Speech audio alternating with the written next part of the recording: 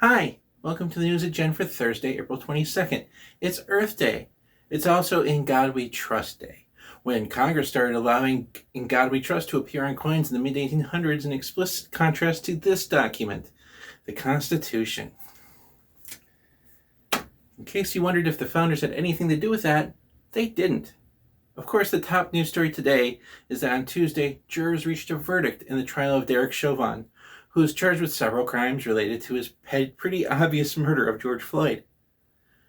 One count of second-degree murder, guilty. One count of third-degree murder, guilty. One count of second-degree manslaughter, also guilty. So I just want to make sure I thank the police officers for their restraint after this verdict. I know accountability can be difficult. Fox News host Tucker Carlson, seen here trying to push away shame, was not happy with the verdict, going so far as to ask if this is why people do not want to become police officers anymore.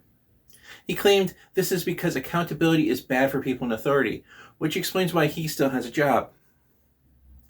Check out this clip of him absolutely losing it on television.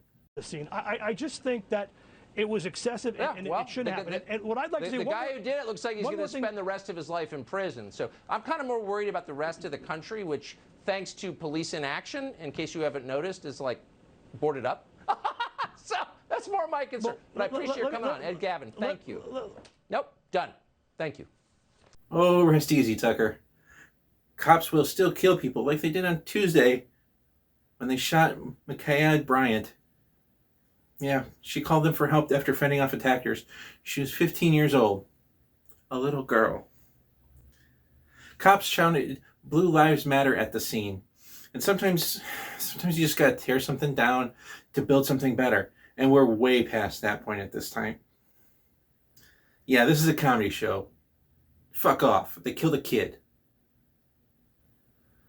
But before the trial ended on Monday, Judge Peter Cahill said, "I'll give you that Congresswoman Waters may have given you something on appeal that may result in this whole thing being overturned."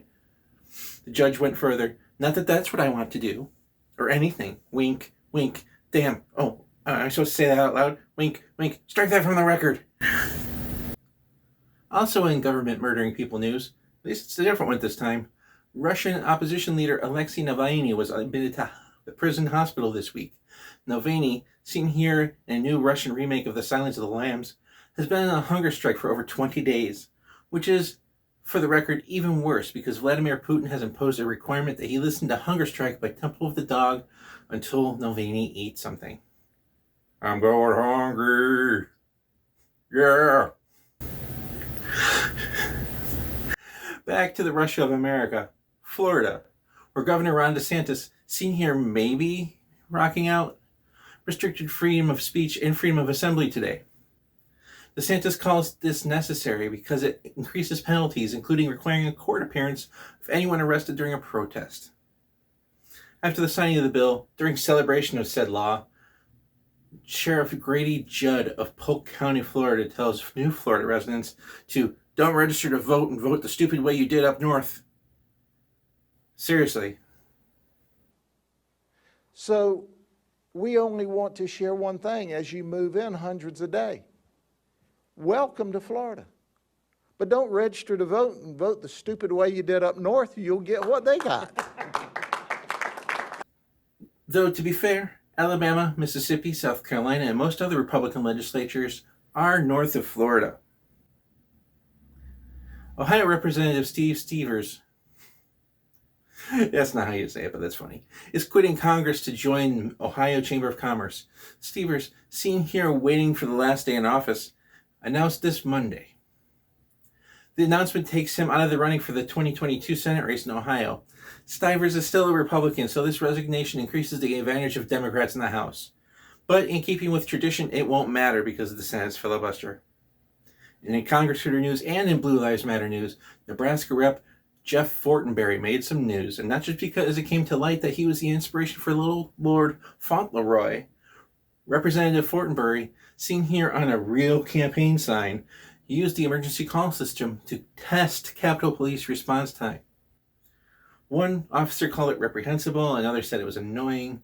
However, aides defended the representative, saying, he just loves a button. He just loves a button. He made a Air Force career completely impossible for the guy.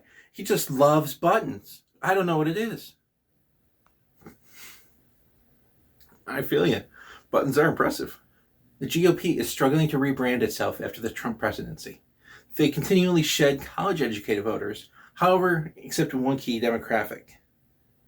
The GOP does continue to increase its brand loyalty among those who say they studied at the School of Hard Knocks on Facebook. It's not all good for Democrats, though we must report, for balance, Democrats also lost a key vote this week when Walter Mondale died. Also, in fairness news, I guess, President Biden, seen here grilling Anita Hill during her sexual harassment and Clarence Thomas scandal thingy, was forced to roll back an earlier decision this week regarding refugees in America. Biden, seen here now pushing the 1994 crime bill, had promised that he would raise the number of refugees allowed into America. Biden, seen here during his 1988 run for president that was doomed to plagiarism, announced last week that he would not be raising the limit from the record lows of the Trump administration.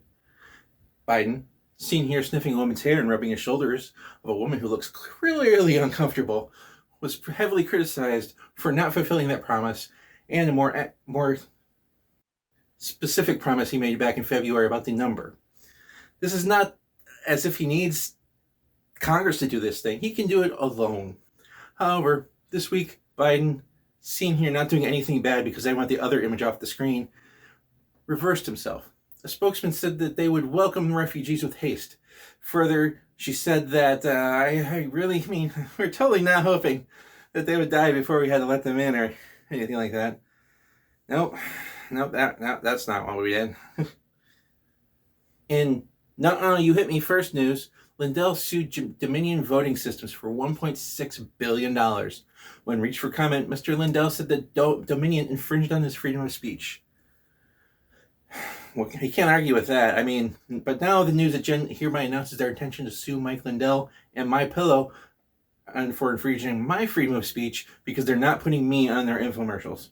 And I'll see you in court. And I'll take my payment in Dogecoin because Dogecoin Day was on Tuesday. Dogecoin, seen here doing what it did best of the day, failing to give me the moon. It gave me at least a small bit of schadenfreude as I sold on my Dogecoin at 8 cents instead of 40. It happens. Also in technology news, Tesla killed 2 people. Well, their AI did, allegedly. To be fair to Tesla, authorities say that nobody was in the driver's seat. But the car's autopilot system isn't supposed to work like that. Somebody should be sitting there and touching the wheel every so often. Of course, anytime an engineer says it's not supposed to work like that, a mechanic ends up being able to buy a new boat. In the crash, the car blew up, literally, and it took over 30,000 gallons of water to put out the fire. Oof, that's a lot. Let's take a trip south of the border. Nope, even more south, another border, to Ecuador, where Guillermo Lasso was elected to the presidency. Lasso, no relation to Ted, was not favored to win the election this time. The election is considered an upset, which, of course, the 48% of people in Ecuador who voted for his opponent would agree. Continuing our international trip, we're going to return to Russia, where Russia plans to leave the ISS in 2025. It's unclear, but it's probably because the rent aboard the ISS is still cheaper than cosmonauts can get in Moscow. Of course, the real reason is that the ISS is nearing the end of its planned service life. It'll soon be time for Elon Musk and the Property Brothers to buy the property and then flip it for a profit right back to NASA. Also in space news, the drone/helicopter Ingenuity took flight on Mars, representing the first powered flight on another planet. While many late-night hosts have made the drone ending up on the neighbor's roof joke, I refuse to make such jokes and actually say that it landed in their pool. More space stuff. I like space. A black hole is discovered only 1,500 light years from Earth, which doesn't seem that close, but in cosmic distance, it is. It's tied to a red giant star and was found because the gravity is pulling the star out of shape. This black hole is said to be 3 times the mass of the sun, which is small for a black hole, but still immense. In order to properly visualize this immense size, I would suggest imagining half of a sun and then multiplying it by 6. Is that better? In fungi news, a small clinical trial revealed 2 doses of psilocybin were effective as escitalopram, common depression medication, in treating moderate to severe major depression when paired with psychotherapy.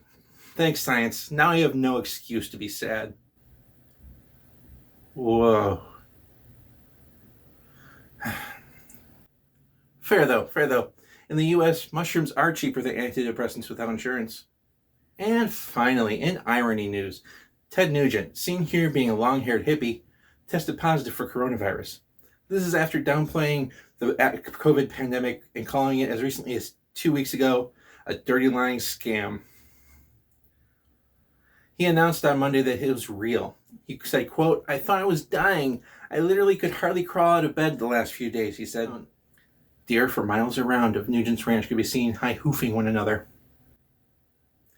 So that's the news at Jen for Thursday, April 22nd. I look forward to seeing you next week on Monday, April 26th, with the first of the bigger shows I hope to do for the weeks. Please remember to like and subscribe, and please remember I love you, and please remember I got these patrons who I really appreciate. If you want to join them, go to patreon.com/genderbent and join all of them.